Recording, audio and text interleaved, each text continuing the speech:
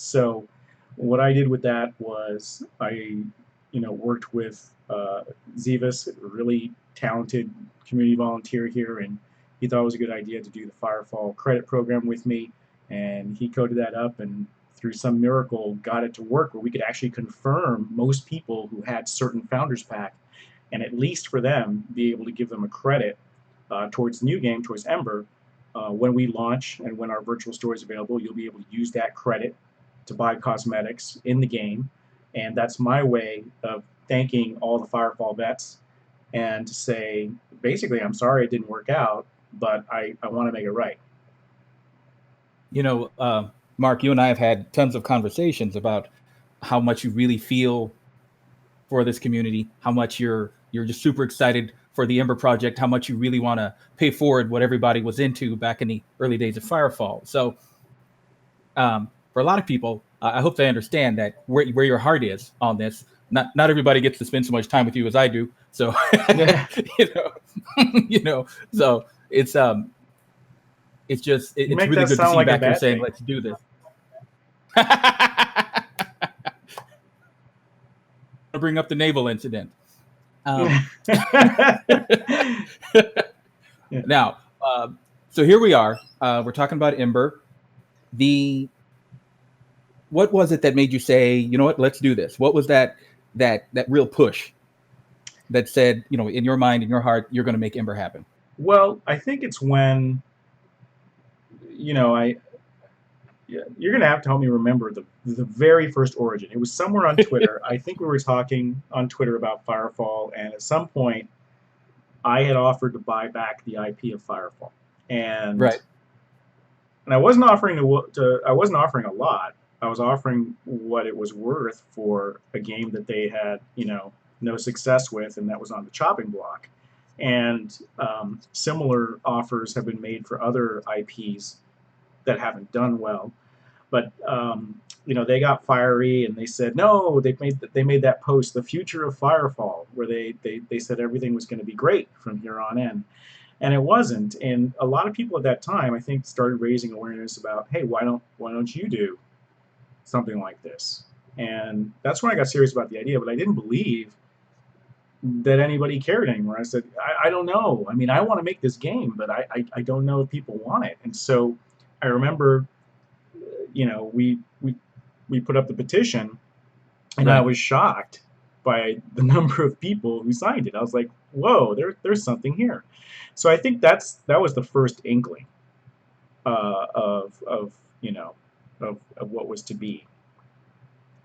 I'm trying not to talk and give a complete answer here. You can lead me along this path a little more, so that just to provide context for people who don't know the whole history, or I'll just ramble on. So a little bit of both, probably. You and I were talking about that first crowdfunding campaign, and heard that people wouldn't necessarily be ready to spend money on it, that they wouldn't understand how serious you were and that we were as a whole about making this happen.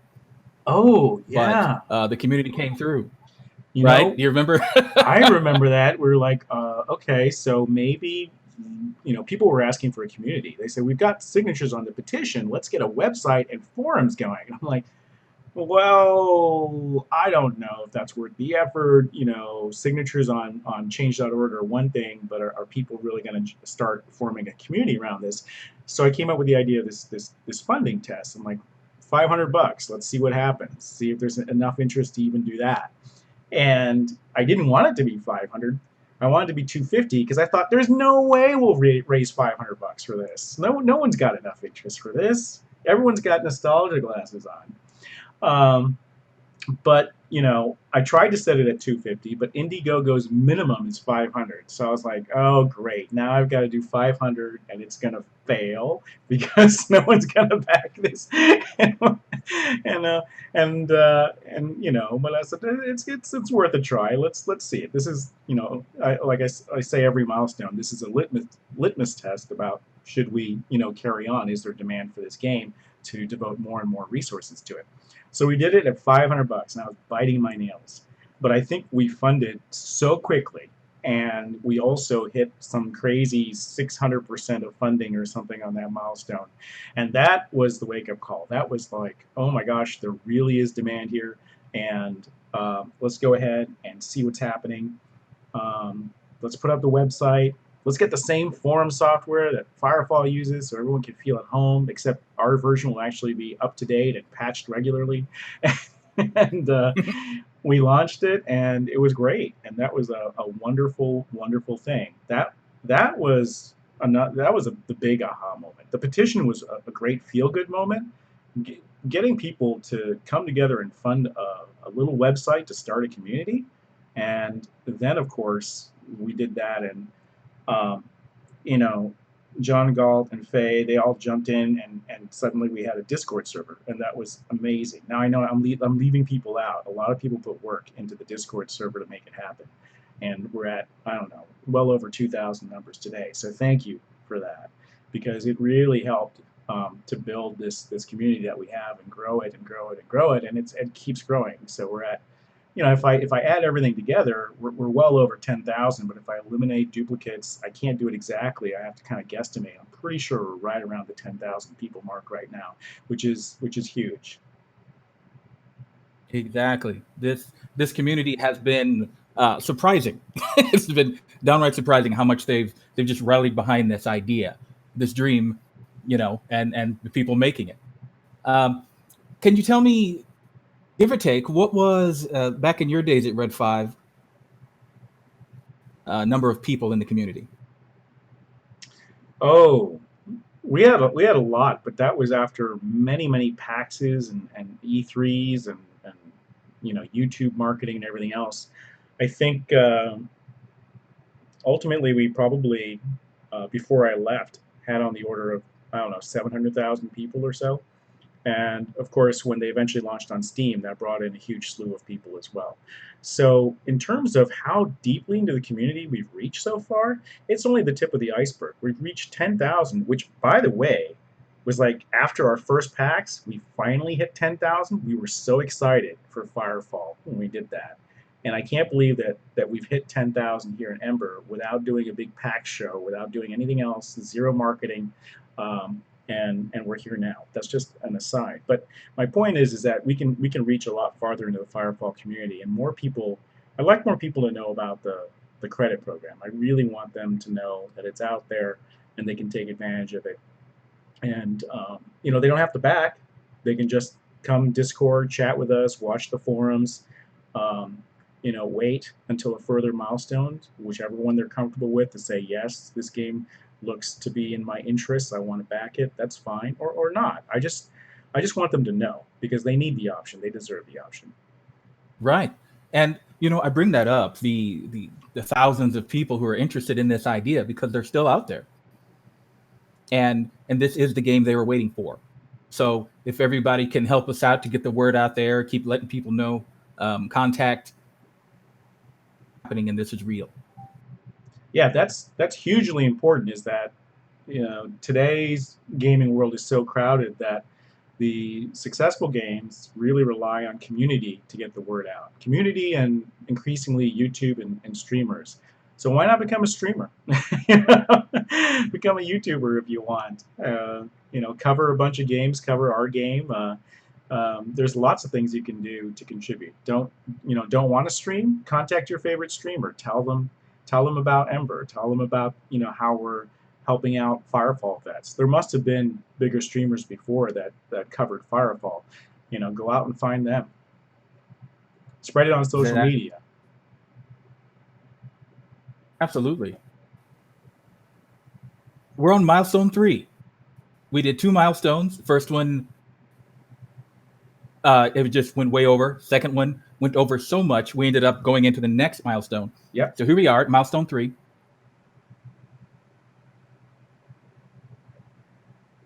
Oh, was that the question, or did you cut That's out? the question. No, probably both. What are we building? What are we building? I only heard, here we are at milestone 3. I didn't hear the what are we building part. Okay, so to recap, we built a website, we built a community, we went ahead and we modeled the Thumper and we got it into the Unreal Engine, and we have him walking around and laughing and drilling and dropping down, and um, um, and we're working on the Omni frame because you guys funded that in the last milestone, and Joe has been streaming that on the weekends. And he's almost done with the primary mesh. He has to go in with a detail pass and then texturing, and then we're going to send that off to the riggers and animators, and we're going to have a build for the last round of backers where you'll actually be able to move around in that Omni frame. No character in it yet, but you'll be able to move around. Now this current M3, as we call it, the third fundraising goal and milestone, is a big one for me because it's the first one that's going to have shooting in it, and that's what I like to see in a shooter, right? It's like you gotta have some shooting if you're making a shooting game. And what we're doing is we're also building the characters. We're building the male and female pilots that sit in these Omni frames, and that's really important because they need to be seen. Part of the visual design of this is that when you sit in your Omni frame, it's kind of like the ones in, if you've seen The Matrix, perhaps, you can see how the pilot's fully visible. Or if you look at the loader from Aliens, the pilot's visible there. And that's because I wanted that human connection. I didn't want people just be robots running around on screen. That said, community feedback is so important. They said, that might work for you, but that doesn't work for me. There was a significant and very vocal minority, that's not really a minority, I want to say it's 25% or more, that said, I really want a way to just look like a full mech. So we created hard driver mode. When I went to Tommaso, my concept artist, I'm like, hey, I need a hard shell version. So the way I look at it is that these are like, um, you know, uh, convertibles with the foldable hardtop. I think Right. that's the way to look at it. It's like, because I always think of these things as cars. They really are going to work and feel like vehicles. You can manage their power systems. They're going to take progressive damage to their things like their servos, their sensors, their power cores, and things like that. It's really going to, and originally I wanted that for Firefall too. That I would tell the dev team all the time. It's like you're collecting cars, and so the Omni frame is really kind of the full realization of that, except now that we've made it a convertible hardtop. So you can have the shell down or the shell up. But in this milestone, you're going to see the pilots. Um, I think I'd like to do hard driver mode. I think that would be cool to show off. We'll see. Maybe that's going to be part of a stretch goal here. And yes, it's only been a few hours, and we are not just 50% funded. I think are we 60% yet? We are, last I checked, 62%. 62%.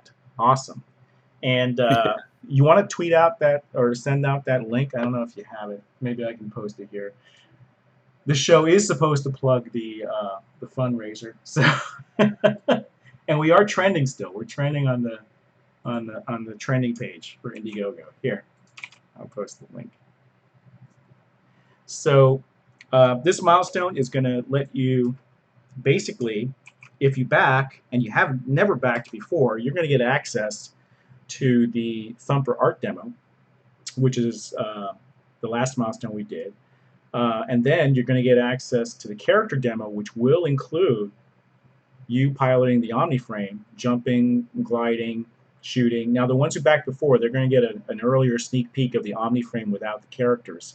But the current backers, while they won't get that interim build, are going to get the new build with all the movement stuff, as well as the pilots getting in and out of the Omni frames, and being able to shoot at static targets, and a modular gun system. Now, I do want to point out right now, I only think about this modular gun system that we're building as an art tool, an internal art tool that lets us create rapidly, because we're a very small team, only 6 or 7 volunteers right now, working very much part-time.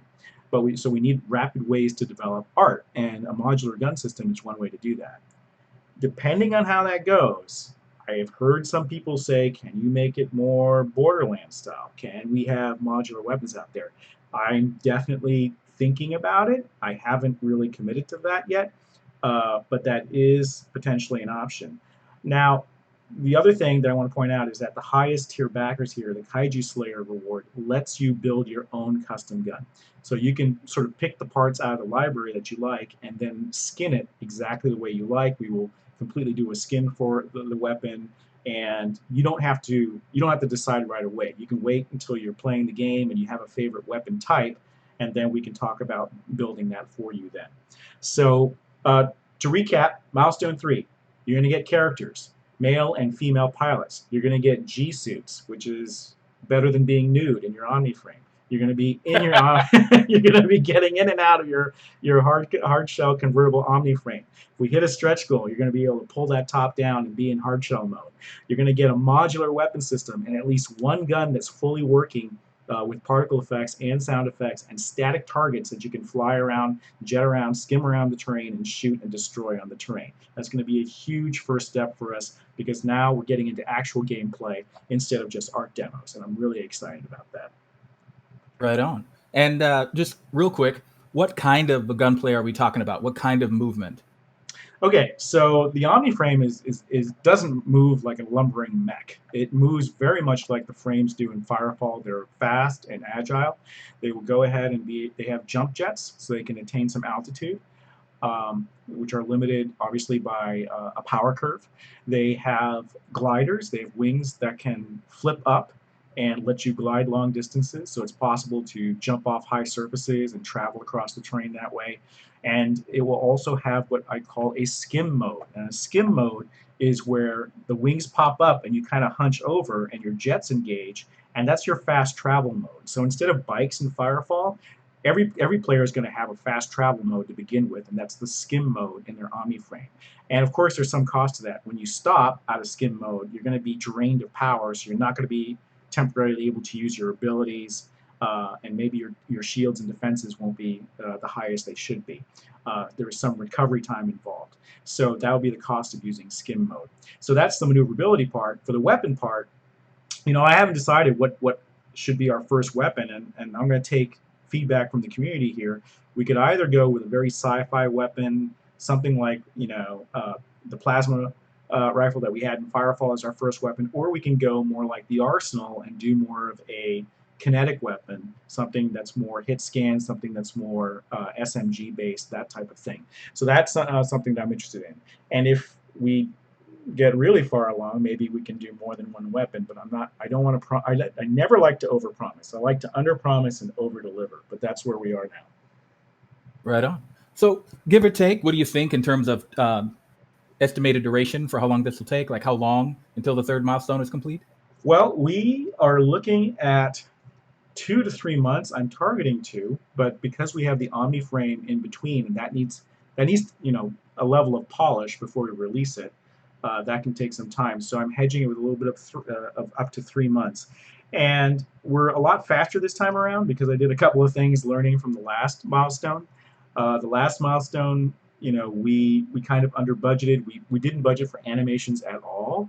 I was, thinking that I could just whip off some really basic ones and get them in game, but then I realized I suck as an animator, and that people deserve a lot better. So finding an animator was really difficult. And it's not just an animator. You have to find a rigger, too. A rigger is someone who puts the skeleton in the mesh and writes all the scripting rules and that make all the parts work together, like how the pistons move and everything else. So that's definitely something that took us some time to find. And then the last component was, well, before we get to that, not having a second modeler or someone else on the project was really hurting us. So I went and found another modeler to help us out, and he started working on the characters for free, just on spec, believing that this milestone would fund so he would get paid.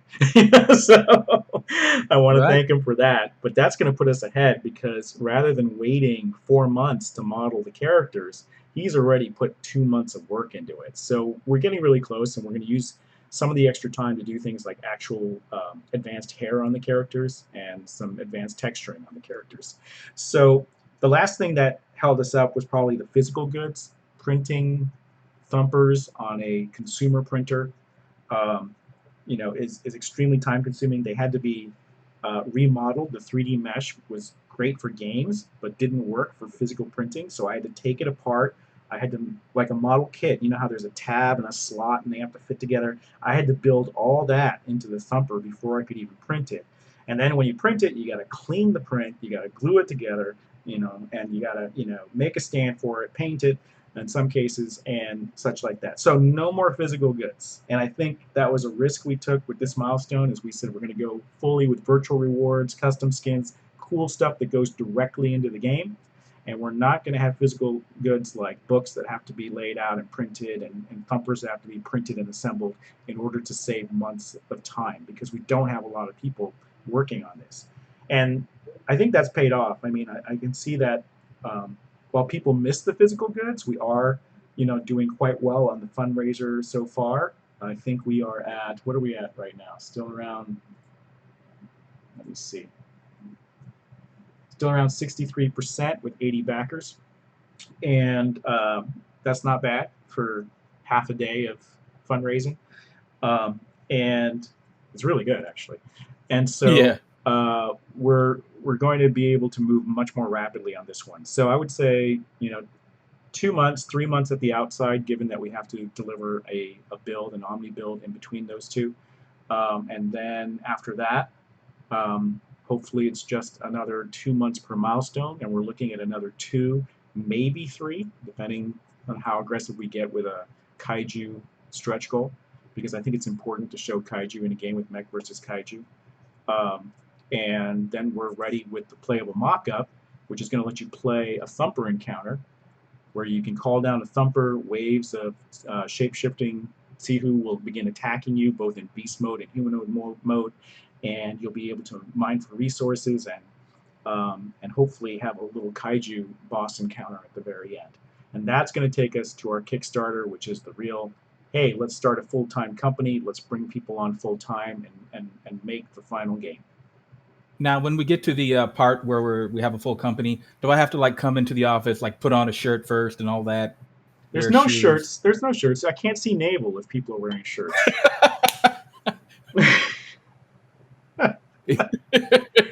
For There's those, another. I think I have to explain that. So basically, the naval thing started because I was jokingly protesting the PAX, the Penny Arcade Expo dress code that forbids the wearing or the exposure of aggressive navel. And so I started joking, I understand aggressive cleavage. That was in there too. It's like, but what is aggressive navel? What makes a navel aggressive? And I said, can you send me examples? So people started sending me all of this stuff, everything from battleships to oranges, and all the way, and what stuck the most were 2D waifus with midriffs or, exposed bellies from anime. And so people tweeted these by the hundreds. And so it sort of stuck. And now, unfortunately, the entire internet thinks I have a navel fetish, and so I've become I'm self-memed right here. So that's where the navel thing comes from. Awesome. Okay, now going back to business. What's that? Did we miss any questions from the audience? We've been talking a while, and I think some stuff is scrolled by. If you have asked a question, can you please repost it so we can see? Most of them just by proxy. It's kind of happening on its own. That's working out pretty good. There was a question about guns. You actually answered that. Things like that.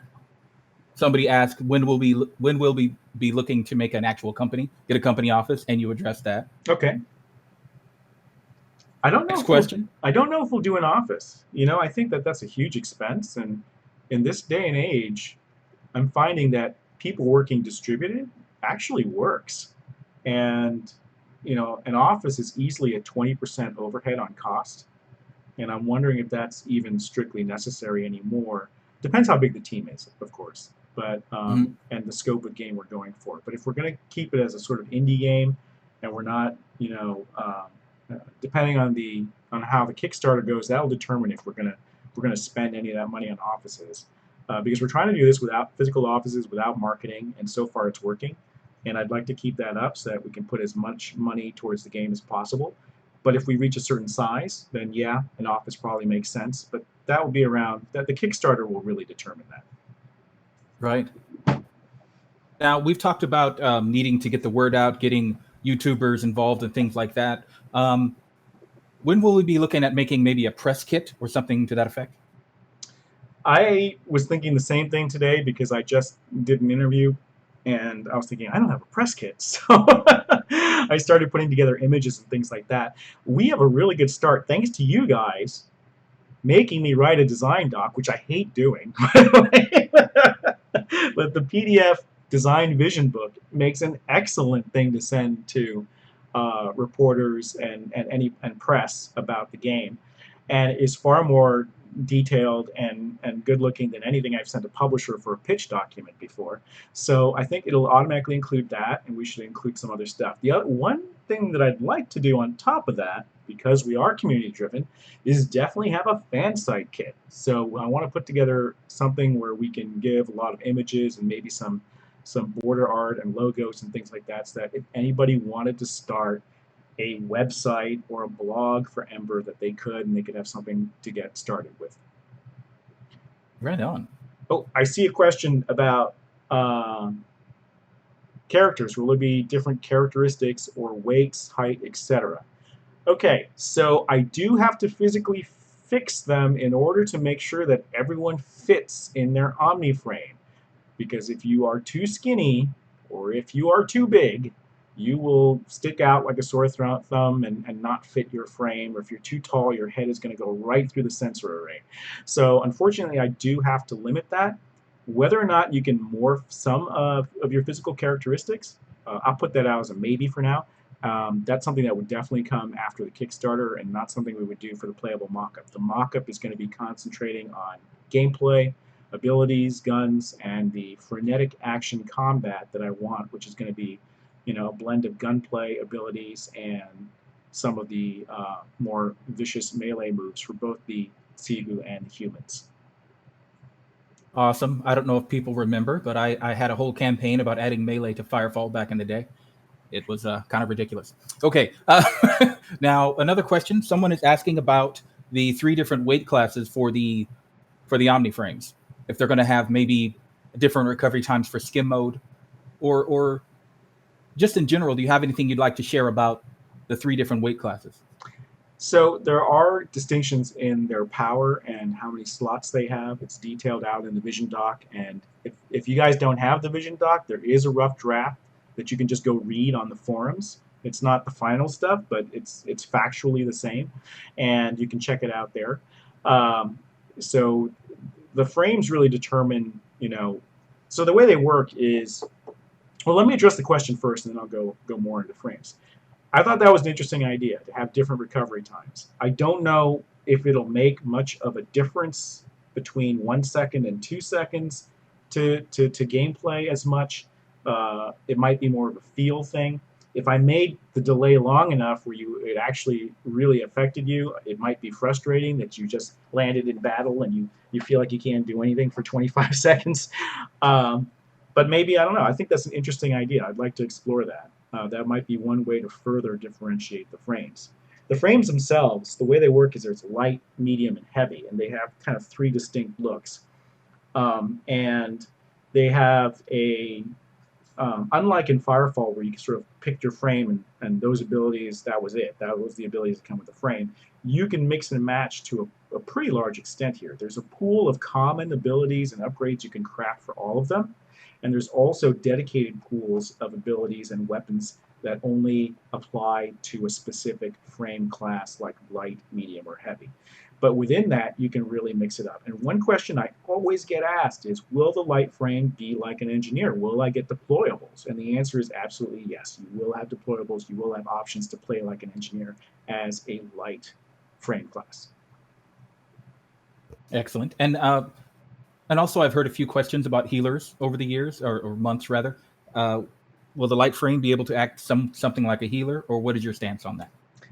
Yes, the light frame does act like a healer. So basically the way I think about it is, from Firefall, you can sort of map the support classes, the healing classes, and the engineer into the light frame.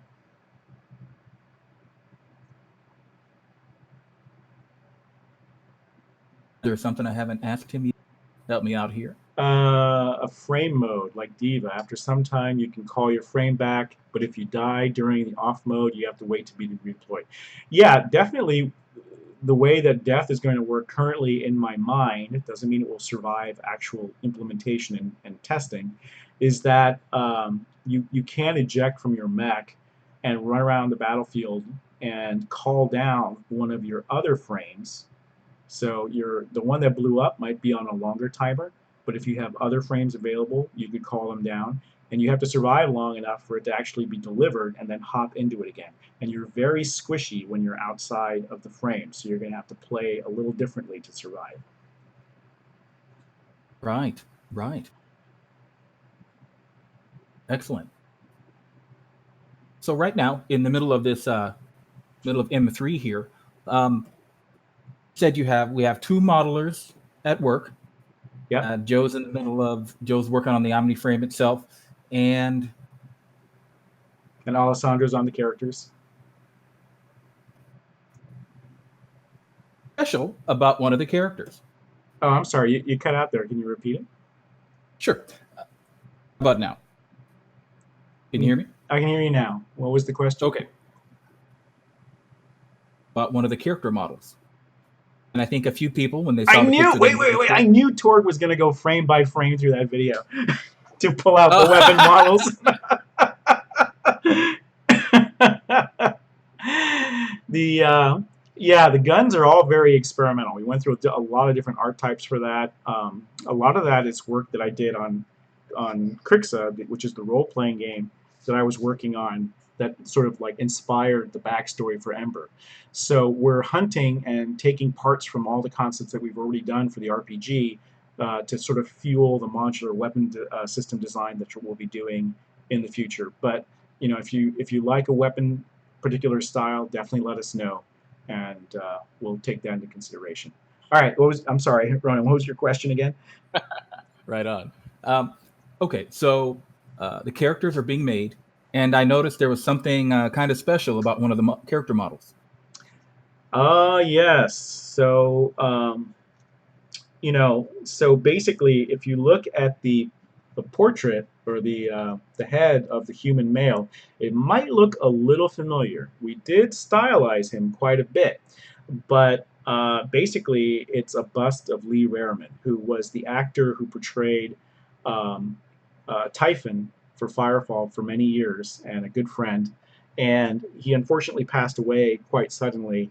I think it's been a couple of years, maybe 2 years now, and Yeah. we miss him terribly. And he was such a great guy on set. He was so funny, so full of energy. He'd be wearing this heavy Firefall suit all day long, and he could just keep going, probably because from his training from his American Gladiator days.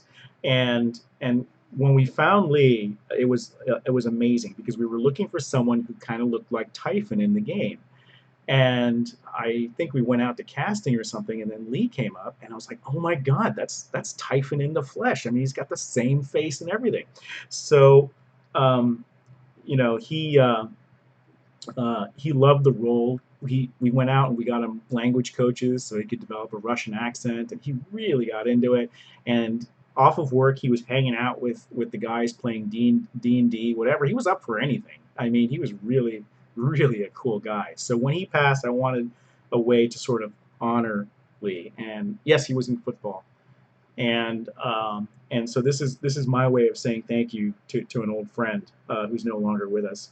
But yes, that model definitely honors him. I hope he can see that. Right on. Now, we've talked a little bit already about the specialization for the light frame. So what more can we say in terms of the heavy and the medium? Okay, so I tried to give them each a unique shtick, right? So I think what we did with the heavy is we said, hey, he's got a shield. And so this one thing that you can not in addition to his heavy weapons, he can go ahead and take a shield, and we want to be able to use that shield in interesting ways on the battlefield. Not quite sure yet. I mean, Ronyn, you and I have talked about some of the gotchas with having shields be absorptive of energy and then repurposing that for abilities. Absolutely. But so we have to experiment with what's going to make that really useful. But I think we'll come up with something cool for that. And then the medium frame is the one that can dual wield weapon systems, a primary and a secondary. So that's going to be fun and interesting. Awesome. Now, a lot of people have equated the heavy frame to maybe a dreadnought. Yes, Um, or an arsenal. would you say? Would you say there, or an arsenal, right? Would you say there are things like that plus more? Yeah, I definitely, the heavy frame is really inspired from Macross, an old, Japanese anime, and it was the first time I've seen sort of like a mech that had a heavy version. They had the regular Valkyrie fighters that could transform, but then they also had these optional heavy weapon packs heavy armor packs that would bolt on and they would eject later. Ours don't eject, but I wanted that sort of bulky mecha type feel to it that you can't get with the other frames. And then I just wanted to load it up with missiles. That's what I want to do. I Yes. love those missiles in Macross, and we had a prototype of that working in Firefall where you could guide them. I don't know if we ever released that with the Arsenal. We had some form of it, but we had some really cool, they called them beer can missiles in Macross, but we had some really cool spiraling beer can missiles that I would love to bring back. And that's probably what's going to go on the shoulder mounts. If you notice the frames, in addition to being able to hold a gun, they also have a shoulder mount. And the shoulder mount can hold a variety of things, including heavy weapons packs or utility packs that can be mounted there. So that's where that would go. Awesome. Love that kind of stuff. Any Macross fans out there? Anybody? Terracon. Am I, I old? What's going on? I see Terracon. Yeah, Terracon, my boy. Um, all right, so people are looking at the founders packs and getting a lot of questions about these custom skins. People Hello? be thinking of the I think one of the founder Omni frames. That one. Yes. So we have a couple of exclusive skins, and the way that we've sort of structured the milestones is we've gone with this system where, hey, you get the milestone build that you back, but you also get an exclusive skin that's only for that milestone. And there's only 2 or 3 milestones left on this one, so we wanted to feature something exclusive for each. So after feedback from the community here, everybody wanted one of the perks is a founder's suit, which is going to be unique to founders in the game, a G suit that the characters wear, and we decided to make that with the community demand a chroma suit. If you've ever had a chroma keyboard or anything like that from Razer, now I got to probably change the name by the time we ship because I don't want to get sued by my buddy Min, who's the CEO of Razer. I buy all his stuff. Or he's giving me a lot of stuff too. But anyways, you'll be able to choose the emissive glow stripe, and and not only that, you can cycle that glow between different colors, and be really obnoxious about it if you want. And people love kind of the emissive glows in Firefall, and they want that on their suit. They also want that on their Omni frame, and they want that on the Thumper. So what I'm going to do is the next couple of milestones, you're going to see us deploy a chroma version of a Thumper and a chroma version of the actual Omniframe skin as well down the line. Now the Founders Omniframe here, I had a question for you guys. I was going to write this out and put it in the fundraiser because the look is still TBD, but the Founder Omniframe, which does come in a lower perk tier, by the way, because I wanted everybody to get this. I was going to do sort of an homage to how I named my other company and actually go with a gray and red theme with red stripes. It's particularly 5 stripes down the wings and maybe on the legs too. Because originally my last company was inspired by Luke Skywalker and his X-Wing, Red 5. And I was going to do that, but I didn't know if that would bring up bad, queasy connotations for people out there. I mean, I don't feel bad about it. It's a name that I chose. I named the company that, and I asked for the logo to be like that. So if you guys are cool with it, that's what I definitely like to do for the look of this Founder Omniframe, is a homage to Red 5 from Star Wars. Let's just call it that, Red 5 from Star Wars. Well, I like it. What does everybody think? That looks pretty positive so far. Yes. Yes. I would like to team with Razer. Maybe I'll ask. Min and I haven't talked in a while, but we used to talk quite a bit about making stuff together. So maybe he'll let me call it Chroma, and maybe we can actually get the Razer brand in there, and maybe do something Ooh, else too. Oh, have it sync with your keyboard, so you set your keyboard, your Chroma gear to whatever you want, and the suit mimics it. How about that? that would be crazy awesome. If not, we'll just give you a separate control for it. I don't know if they'll That say would be, yes. man. I would have to buy a Razer keyboard just to do that. Just get one set up with Chroma. Well, they've got Awesome. mice, and they've got headsets too. So whatever I think the key is you tie into their API. They've got a piece of software that lets you set everything up and save profiles. And if we have access to that API, we could read that profile and mirror the settings onto your suit potentially. Potentially, that's just thinking out of the box. No promises here, but at the very least, the Founder G suits will color cycle. Those stripes will be emissive.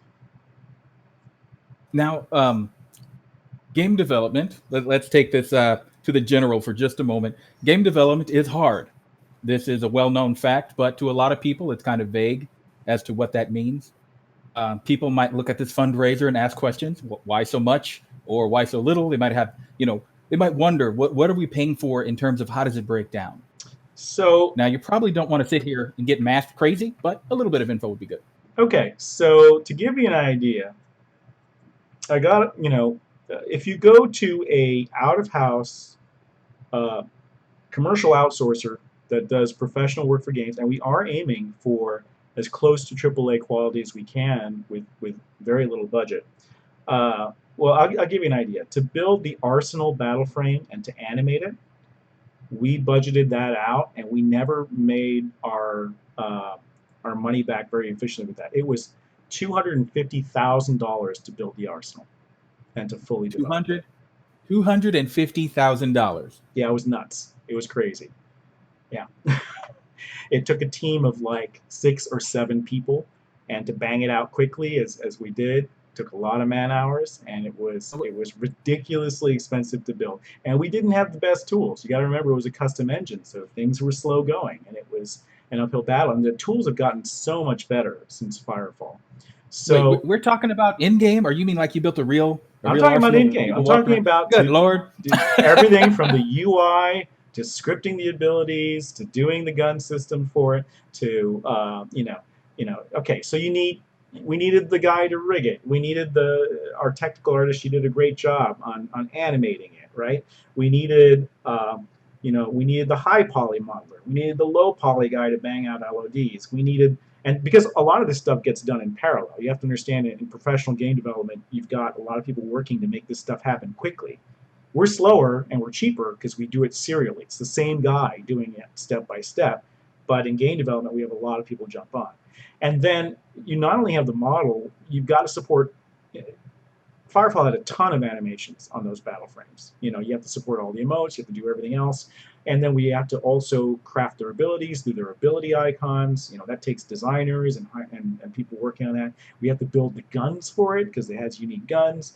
So it was a lot to do. So that'll give you an idea. Just for the arsenals, $250,000 to build one frame. Now, the other thing is for the last milestone, I went out and I got when I realized we didn't have an animator, I realized, shoot, I got to go find an animator now. So I went out to locate an animator, and I went to professional animation houses because I said I'm not going to do it myself because I want the animations to be really good, and I suck. And the quote we got back for the animation for I believe it was the Thumper set or the OmniFrame set, one or the other, but the OmniFrame being just a little more complicated, was $15,000 just to do a handful of animations and to do the technical rigging for one of these things. So, and that was a discounted price. That was a price that was contingent upon future, work for future milestones down the line.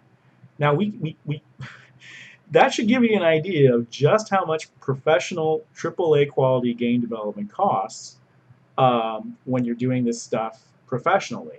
So luckily, we have our network of friends, our network of people who worked on Firefall and who also worked on other AAA games that believe in this and want to see something happen of it and are willing to do this because they can work part-time. They don't have to make a full-time living off of it.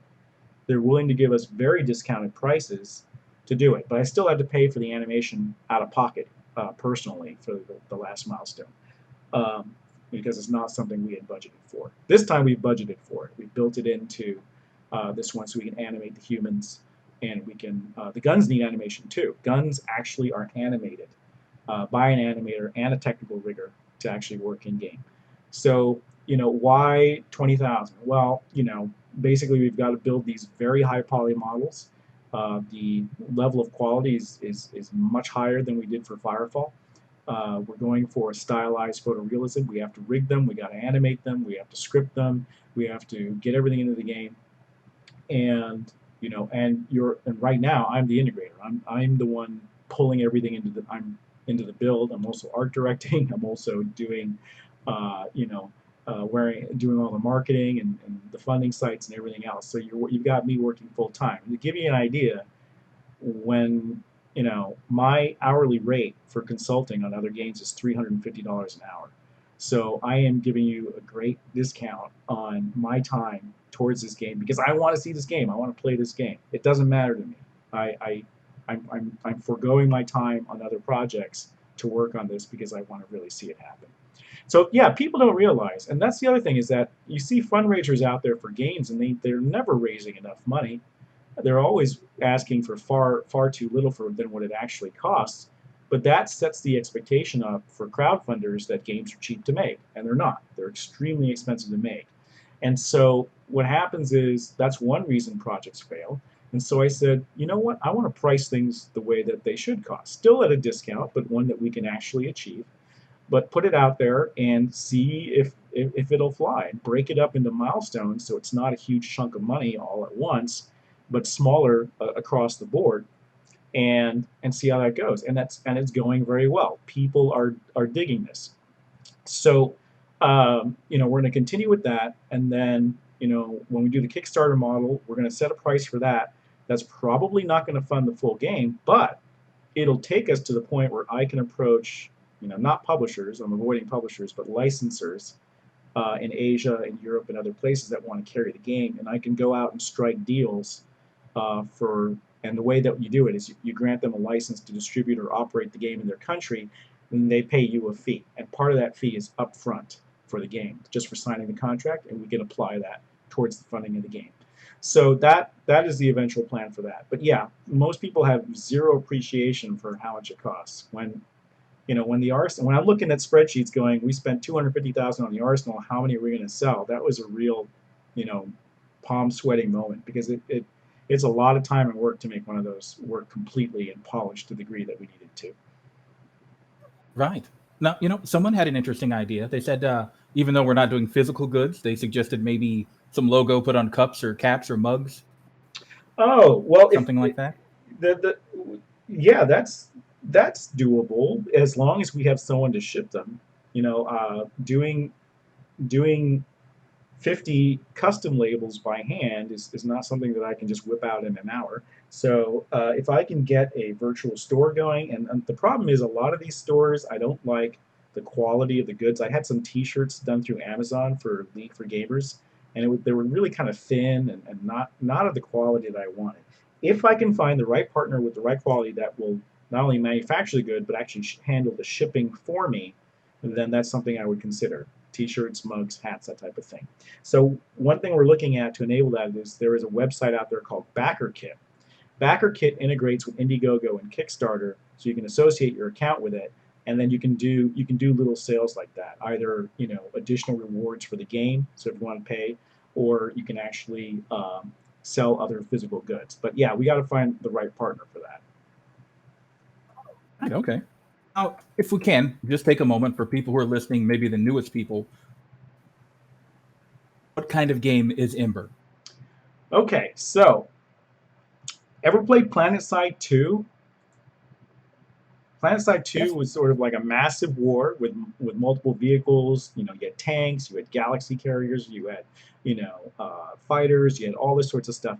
But it was PvP, and that means that you're really reliant on a human opponent being able to wrangle a large army, because there were hundreds of players in these battles and actually do a good job. And that turned out to be very difficult. So I said, listen, there's some appeal in that, but I really like the idea of giving people an AI controlled army to fight against. One that is super aggressive and that is super tough to beat, so that players really have to work together to fight and defeat them, and having that invade an entire zone. So if you want the general vibe of the game, think about those types of battles. Battles that don't rage around one town or city. Like in Firefall, when we had invasions, they were only around one town. But the funnest times in Firefall were when the server rebooted and the whole zone was red because it was taken over by Chosen, and you had to go in and kick them out of the zone. That's what I'm after here. And it's actually better for the server when you do that as well, because you get to distribute the players all around the zone and not concentrate them into a single lagfest town. So Ember is really about a game where you go in with the purpose of fighting these invasions or clearing out zones in order to conquer territory, terraform it, bring it from an icy stage to like a lush biome, which gives you additional benefits for resources, and go out, and when you're not fighting invasions, the other half of the time is you're going out and you're mining for rare resources so that you can build and craft and improve your Omni frame, improve your weapons and abilities, and improve the bases around here so that you can take on bigger and badder invasions that are happening. All right. So we're talking about big battles. We're talking about war. Is what we're talking about here. Exactly. We call it a massive planetary war game because the game is about war. It's and this is really how it started with Firefall.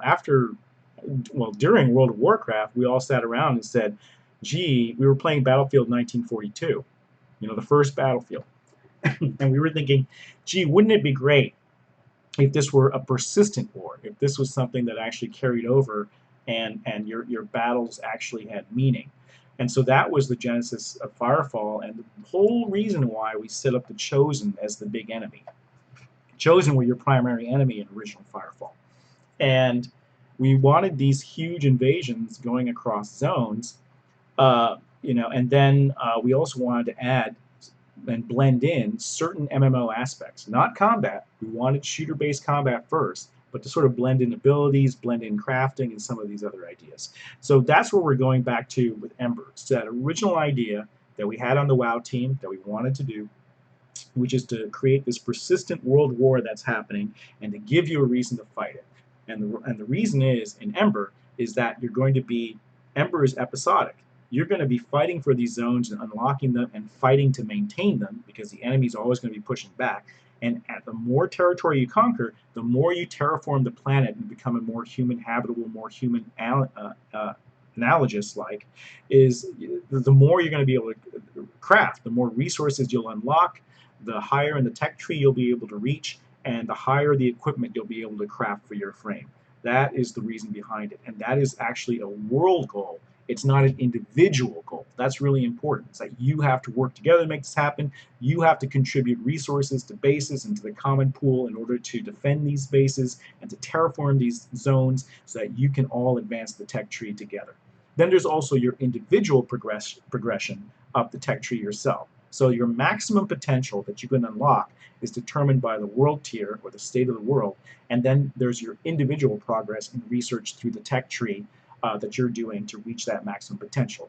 And if the enemy manages to recapture those bases, they can reverse the terraforming. They can undo all the work that you did, and you don't want that to happen because then the maximum world tier falls, and you suddenly can't craft at the highest level anymore, and you can't repair gear at that level anymore. It doesn't break, you're not going to lose it, but you're really going to have to push back in order to do that. And that's really takes inspiration from another WoW thing we did, which is the Gates of Ankarash, right? Where you had the whole community working together to sort of unlock the gate and to go through it. So that is really sort of the impetus behind these ideas. Right on. And so just to make sure I put a point on it, so when the Shihu fight back, if they take ground, do they also build bases? Yeah, the Sihu, if they when they fight back, they get to build bases, and they build them much faster than you do. Because unlike you, which has you got to go out as a group, gather resources. Everyone has to contribute resources. The bar builds up, and when you get enough, that building sprouts up, or that nexus sprouts up for the base. The Tsihu are locked in a time loop. They're actually from an earlier time on that planet, and they've been imprisoned there in this loop, and they're only because of the human activity here, for some reason, is allowing them to bleed through this time. So that when they build a base, all they're doing is they're spawning in the bases they already had from their prior time zone. So they pop up almost instantaneously. So once they get a foothold in the zone, if you don't rush and if you don't start fighting back and pushing them back, they're going to rapidly be able to take over that zone. Versus human bases, which could take days to build to completion. Right on. We're talking about this amazing kind of. I mean, have we seen a game quite like this before? No, I personally haven't. I've never seen anything like this. We got elements of it in Firefall. You know, at the time, Firefall Beta was really unique. I used to say that all the time. Nothing quite played like Firefall Beta, and that's the feeling we want to recapture. But we want to razor hone it. We want to focus it. We want to refine it. We want to throw out the stuff that didn't work, keep the stuff that did work, and recapture that magic that we felt in beta that really we haven't felt since in that game or any other game. Right. So I have to Oh, you cut out again. MMO elements or MMO aspects, but you did not refer to it as an MMO. Yeah, that was a big discussion on Firefall too. It's like, do we call this an MMO? And we came to the conclusion that if we call it an MMO, people are going to think WoW with guns. They're going to think about, combat where you're kind of spamming keys and you're not aiming. They're going to think that we're going to be heavily quest driven and there's going to be raids, and the whole goal is to race through levels to get max level and then raid for gear and wait for the expansion. And that's not what we're about at all. Even though I really do think of it as an MMO, I think of it as MMO, 2.0. It's an MMO idea that well, let me put it this way. Before WoW sort of set the genre in stone, there were many different ideas of how to make a persistent online game. This is one of them that we're just choosing to run with and explore.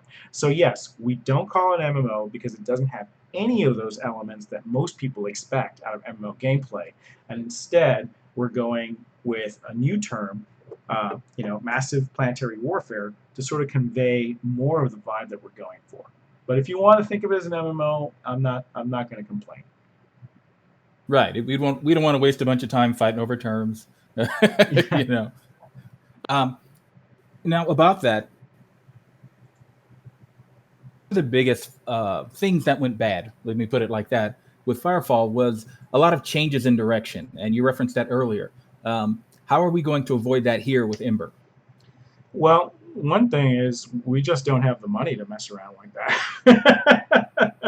Milestone funding keeps us honest because we have to be really focused what we're going to deliver with each milestone, and we're accountable to the community right away for these smaller milestones. If they don't like the way the last one went, they're not going to fund your next one. So we have to stay really focused. We have to narrow down the scope, and we have the benefit of 2020 hindsight. There was a question on the forums before about why aren't you doing more mock-ups and prototypes? I'm like, well, because I've done 5 years of mock-ups and prototypes for Firefall. Yeah. It's like, Right. I'm not starting from scratch here, and I really have no motivation to sort of revisit gray boxes moving around for stuff that I've done a ton of work on, devoted a large part of my life to already understanding. So that's part of it. But the other part of the focus is definitely the community, definitely the way we're funding this. The design vision book, we never wrote something like that for Firefall. We had, maybe really loose notes, 4 pages worth, and then there was a time where we had a design team that there was no build, there was nothing going to the game, so that probably created a lot of empty time, and I, together with the design team, created. We went from 4 pages of notes to maybe, I don't know, close to 100 pages of theory crafting on paper, which doesn't work. There's somewhere in the middle that's better. I think the 20 pager we put out is much better. Half of that is lore, half of that is gameplay, and I think that's just right. I think if you go any larger than that, there's a danger you can create way too much on paper and lose your focus. Firefall went through changes because we didn't have the benefit of this game didn't exist before. There was nothing really to look at. But this time we have Firefall to look back on. We can see what went well and what didn't went well, what features people really liked about the game and which ones were kind of meh, and we can pick and choose and really focus. Right on. Now, will we have in Ember? Will we have some sort of main base, a equivalent to Copacabana, something like that? I think so. I think we need to have in the initial zone sort of like a common area where everyone can meet. Sort of maybe where the first claimers are the ones that first came to the planet, the first gate striders that came through. This is going to be where they first landed, and I think we'll build a site around that, sort of like a Copa. It won't be beach themed this time. We're going to figure out a new theme. Maybe cyberpunk. I've been looking at that a lot. It was one of my favorite genres growing up, and it's come back in a big way. So that's one potential area I'm looking at. And but maybe we'll modernize it. I'm looking at a lot of how detail and color have come into new design. Like if you look at Guardians of the Galaxy, some of the designs for cities there, or if you look at what's the new one coming out based on the comic that's really beautiful? Developer of the producer of the Fifth Element, or director of the Fifth Element.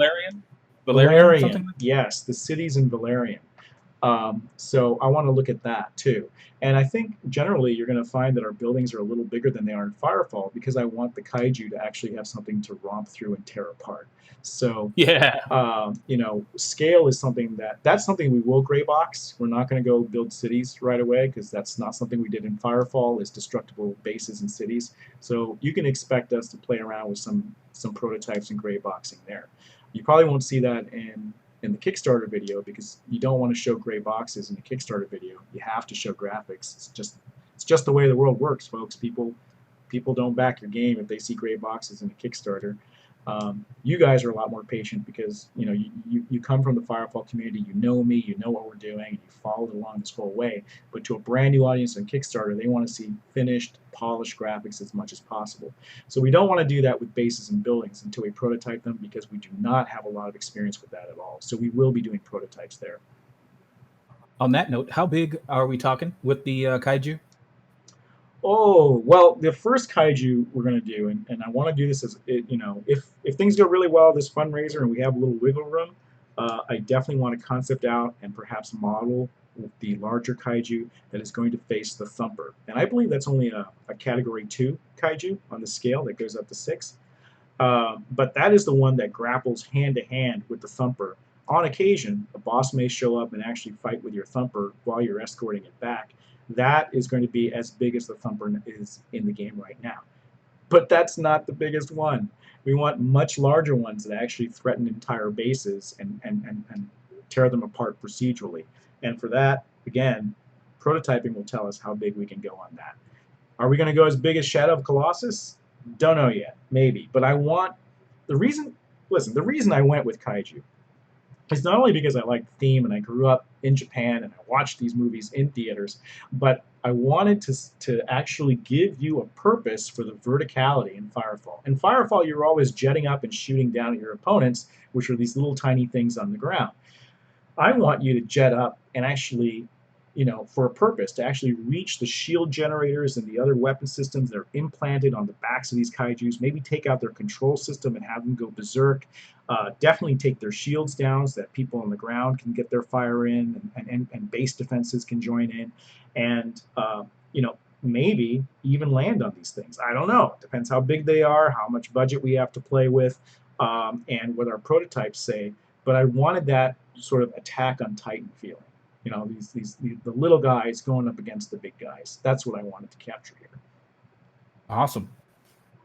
So a very normal question that we get a lot. So we should see if we can clear this one up. What is the player progression going to be like? Horizontal, vertical, somewhere in between? I would say somewhere in between. But skill matters. That's a core tenet of the game, is that we definitely want your skill to matter at least as much as your equipment, if not more. So that means aiming, landing shots, maneuverability is important. Um, I'm not a huge fan of AoE spam, but some frames could be tailored towards that if that's your play style. But for those, but what Ronan, you and I have talked about this, and I Quite a didn't bit. I didn't mention it in the design book because I've yet to really spec out how this would work across the board. But I wanted to give a little bit of a skill edge to every ability. So even let's say if there's an AoE ability, let's say there was something you could build into it, some way that if you use the controls right, if you nudge it like just right, that you can get anywhere from a 15 to 25 percent improvement in the damage output or the effect, whatever the effect is that comes out of that. Now, what does that mean? Okay, so in pinball, it would be tilting, right? Pushing the table just enough to get the ball where you want to go, but without hitting the tilt meter. That's one You analogy of it. cheater. You cheater. The other thing is that's skill, man. The other thing is, and this is an old mechanic, if you look at Gears of War 1, they had a reload system that if you timed it right, that you could slam the clip home and reload just a little bit faster than everything else. That's what I'm looking at, is that building, can we look at each ability, even if it's like an AoE style thing or something really simple, or even your jetpacking. Maybe when you land, your feet are going to compress and it takes a half second to recover. But if you roll just right, or if you do something at the very end and pull off something that involving your physical skill as a player, you can negate that time and just keep running. So that's what I mean by a combination and blending skill-based versus equipment-based. Awesome. Now, I think a lot of people are, when they think about progression, one of the questions they would have relates to zones. For example, if you spend time, 10, 20, 30 hours into the game, are there going to be zones that when you go into it's just super easy? Or if you're new to the game, are there places that are super hard? How will progression affect that? Well, that's a difficult problem, but if you look at the way some games have attempted it and the ways that we did it in Firefall initially is we wanted to basically dynamically balance the encounter based on the players participating in it. Because there's no static spawns in the world, and in this case, the invading armies are going to look at the composition of the enemies there, and they will deploy forces suitable to challenge that. Now, that doesn't get you all the way there. The other thing we're looking at is how WoW did their invasions prior to Legion launch, where they had all their cities being invaded, and any level of character could participate in that. And now, obviously, they've got a huge power gap between level 10. I think it had to be level minimum 30 in invasions. Then I can't remember, but 30 up to 60 to 80 to 100 participating in these things, and they all had to make it work. And to do that, they did a form of hit point and damage scaling that was invisible to the player. And I'm going to be looking at that system. I'm going to be looking at the way we did it on Firefall system to make sure that we can have everyone participating. The other thing that we have going for us is our power curve is much shallower. So we don't have that huge exponential difference between the top tier stuff and the lowest tier stuff. Most of the tier system, as you're progressing through Ember, is going to be options. It's going to be about increasing the types of things you can do and just a little bit of a power creep with each step. Right on. Now, look at that. We've gone past 2:30. Do we want to keep going, or should we call it a day here? Why don't we see if there's any last couple of questions here? Maybe the last three questions, and then maybe we should wrap for the day because I've been working all weekend on the Indiegogo page. I'm pretty tired, and I want to save some for our next stream too. Right. Are unaware that we have a Notice Me Senpai forum topic, and just want to give a quick shout out that we do have a space on the forums, everybody, to where if you have something you want to show to the big man here and the devs in general, go ahead and place it there. If you're working on something that's not quite ready to show the big man, just go ahead and put it in the fan section, for fan work. fan lore, things like that. But when you're ready, that's what the Notice Me Senpai is for. Yeah, I also And want I to can tell you that. Go ahead. I also want to point out that I do not reply in that thread, but I do read that thread and I ask Ronyn about it frequently. That's because I don't like saying no to people. And I don't like critiquing work. I think if you put stuff out there, you're being creative. That's awesome in and of itself. And if it's to the level or if it fills a particular need we need, I will definitely reach out and contact you privately for that. Right. And on that note, like you said, he asks me about it. I am in there all the time, trying to figure out who's the best talent. And I do keep a good track of that and point to show the grums. So it does help. And by the way, thank you so much for being willing to share that work with us. Oh yes, I mean that's amazing, and we've already found so many people who have helped out with the community and the game. We have Fillmore on the website, we have Zevis on a lot of the Firefall credit program. Obviously, Ronyn, you came from the community too. I mean, this has just been one big community effort, and I just want to say thanks and keep going because we really need it. We're a small team. Any help we can get, always appreciated. That's amazing. Absolutely. All right, guys, now's your chance. I think I'm in between questions. What you got for me? Well, I see. What's the equivalent of melding in this game? The equivalent of melding are the terraforming pockets. The planet is not readily human breathable atmosphere, nor is it friendly in temperature. It's very, very, very cold. It's an icy volcanic planet, but that doesn't mean it's hot. It's actually very, very cold. And the ice is not water. I think it's actually, is it nitrogen? Can't remember. I had to look it up. I'm not a science dude, but nitrous sulfide, something like that. Anyways, so the equivalent is what is the terraformed area here, the initial pocket that's created, and that's where one of these airborne terraformers will come in and create a pocket. And if you stray outside of that pocket, you're going to have breathing problems. You're going to have your omniframe start to freeze over and slow down. You're going to have all these sort of issues. So we'll definitely have that sort of boundary to keep players from wandering too far off zone. And that's going to be the equivalent of the melding in this case. Evil Kitten points out ice would be carbon dioxide. No, it's something really specific. Oh, okay. That's close, though. That's close. Well, a little bit, but not in that way. See, last time I had Orson Scott Card help out, so he would tell me all the sciencey stuff for, how crystite might actually work and everything else. Stuff I've already forgotten. But right. I'm sure that was helpful to have someone like that on there. Yeah, geez. He also spoke. What is it they speak in Brazil? Is it a form of Portuguese? So. Geez. So he actually spoke that too. So when we recorded those lines, he wrote those lines for us that we recorded for Copacabana NPCs and stuff. Oh yeah, Zenmai, if you die and you have to eject from your Omniframe and you're not in a pocket, yeah, you're gonna have a bad time. Right. G-suit or not, I don't care how many chroma colors you're sporting. Woohoo! 65%, less than a day. That is good news. I think somebody was asking. That is great news. Someone wanted to know how you were feeling about that, so I thought I'd wait until you just happened to see it. That is fantastic.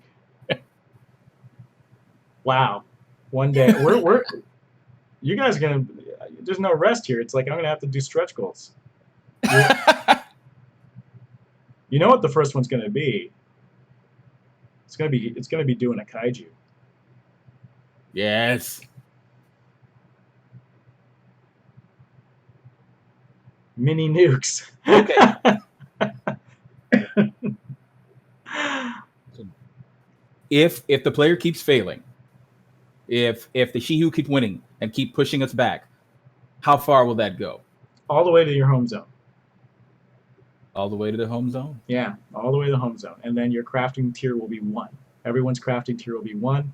No one will be able to repair their higher end gear, and they're going to have to push back. And guess what? Being a dynamic game, that will happen. I will unleash Holy Fury on you with a mega invasion here and there. It will happen. and that will be an epic multi-zone server-wide event because that's where the fun is. You and like Not crush every things. day. Can I control a kaiju and crush people? Can I do that? Oh Is my that like on the gosh, table? that should be. Yeah, I know people like player versus devs. That's hard to do on a consistent basis. The devs get real tired, and it takes away from their time programming and everything else. But as an occasional thing, depends how the servers are structured and how many players we have. Uh, we'll have to see. Right on. Right. So, Oh, evil kitten! Do you know how much science doesn't work in games? Do you know honeybees can't really fly according to physics? Give them a and yet break. they do. And yet there's Yet that they sweet, sweet honey. do. So, in game development, how many years? I'm sorry, you cut out again. What was the question? Oh, how many years have you been in game development? Ah, jeez. Uh,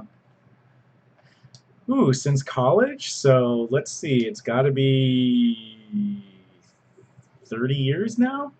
Oh my 30 God. years. Yeah, that's a long time. So, I wasn't laughing at you. I was laughing at what's interesting? I was laughing at the. Did I laugh? I think I That might have been chided me. you. I chided you. It might have been me laughing. It was probably me Science, laughing. I laugh a lot. hard sci-fi, it kills fun and doesn't really exist in sci-fi anyways. You can't have faster than light travel without violating causality. That's a huge problem. Uh, there's all these issues. Hard sci you can have the illusion of hard sci-fi, and that I welcome. I think it makes everything a little more believable and not breaking the immersion. And I think that's really what Evil Kitten was talking about. It's like, hey, those wings aren't possibly big enough to support those Omni frames. But yes, they are built with a form of aerogel. They're built very lightweight. So it's possible. And we can have like a pseudo-scientific reason for it happening. And we just need just enough of a reason to suspend disbelief. Mm-hmm. So after all these years, I noticed that right now, working on Ember, you're still trying to do something new and different. You're not just trying to make another game that we've all seen and played before. You're trying to do something different. Where does that come from? Oh, wait a second. Evil Kitten just went from science to lewd. Uh-oh. I just wanted to call that out. and he got a smiley for it. Okay. I'm sorry. What was the question? I got distracted by the lewd. Yeah, she's gifted. Okay. Now, how do you? What was that? You're cutting out again. Again, like I want to break the world again. I mean, you were on the forefront of World of Warcraft, and that changed everything. So here you are, like idea that you went into before, and the core idea that was Firefall and didn't happen, but now you're back. How do you find the energy? Like, what is it that drives you to do this? When I'm in Unreal and I'm building the game, or if I'm in Substance Designer, or if I'm in World Machine building it, I am on cloud 9. That's where I want to be. If I am, if I am doing anything else, if I am doing marketing, everything else, it is a necessary task. But it is not where the joy lies for me. And the joy for me in games is if I was just making, oh, let's make a MOBA, I would be slogging through it. I need some new ideas to really get me interested in going. And Ember definitely has both new ideas and ideas that were unfulfilled with Firefall that I definitely want to deliver on. So that is, I just, if I can, when I'm in Unreal, or if I'm in an art tool, or if I'm in a programming tool, I am there day and night. It's hard to pull me away. I have to remember to go eat, to go work out, everything else. So that really does drive me. Right on. So guys, we got time for one more question, probably. Here. Night Stroke wants to know. How is it you seem to get? Oh, what's that? Oh, go ahead. How is it you somehow seem to get nowhere. What is that? What do you do? How does I seem to get what? Really talented people to come and work with you. I don't know. I've always been able to do that, even when I didn't have a name, even when I didn't have anything else. I was really good at when I started my first company that was picked up by Blizzard, um, working on a game that we didn't eventually ship. But you know, I didn't know anybody, so I had to go out and find raw talent. And this is before the internet. So I went to schools, I went everywhere trying to just find people with talent, and I think I have a good eye for it. So even if you're not, you know, employed at a AAA studio or anything, I can see something. I've always been able to say, look at a line stroke. I can see how you control the pen on a paper, and I can tell you're going to be a great artist. You know, maybe you need a little bit of tuning, but you're going to be a great artist. I can talk to you about design, and I can talk to you about games and how you analyze games, and I can tell if you're going to be a great designer. So I can find the diamonds in the roughs, which is one place you find people, and I can also, now that I have, you know, a track record behind me and everything else, it's a lot easier for me to go to established people and say, hey, can you help me out? Now maybe they you know they've got jobs and everything, they can't work full time, but they'll be inspired enough, especially since I like working on new IP and new ideas, that they'll be like, okay, I want to contribute to this in some way. Right on. That's I will say that what really attracted me to the project, anything you're a fan of somebody's work, you want to work with them, learn from them, and things like that. But Ember being different is what attracted me to it.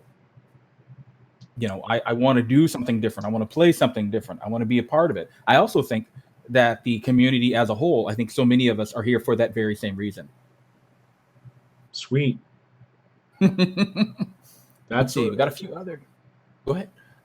Conqueror asks, are you going for open world or zones? And then before that, Nightstroke wanted to know about crazy ideas for abilities and guns. I don't have crazy ideas. I want to reverse engine. Well, I always have crazy ideas. But I want to go back and find out people's favorite weapons, abilities, and Firefall, and then I'm going to have to basically learn about them again because they changed so much. I need to know the exact version they liked, and I need to go back and watch gameplay footage and remind myself of which ones those were. And we changed the name so many times, I can't even map what's to what. You know, so yeah, I'm looking for the community, and I'm going to start with what were your favorites from Firefall, and then I'm going to add craziness on top of that. As far as open worlds versus zones, it's going to definitely be zone-based, but the zones are large. These are terraforming pockets on a planet. You can't just walk anywhere on the planet. So we're going to have a world map.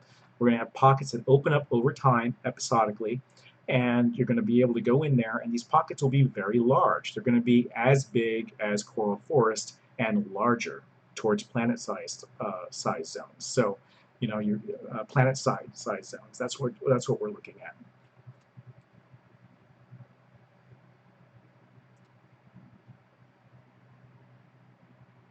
People are making suggestions now. Let's start a thread. Let's get one going. And then, like I said, I'm really going to need to know. I'm going to need a video or a description of the exact version of that ability because there were so many changes in Firefall that it's going to take a lot of R&D on the community's part to sort of narrow this down and to figure out which version of which ability we're talking about. We could always kidnap Xenogenic and hold him down to make him tell us things about what he was working on. He's a great guy, and he offered to help me tune the jetpacks too. So when we get that going, but yeah, I think inundating them with all this stuff is going to be mind-boggling. Right on. All right, I think we're about done here for the day. I think this is a good place to wrap for the day. 65% funding, a chief chat that's gone on for an hour and a half. Thank you for bearing with us with the technical issues with voice. That was really frustrating for me as much as it was for you. But I'm glad we got it working. And I have this recorded, and I might...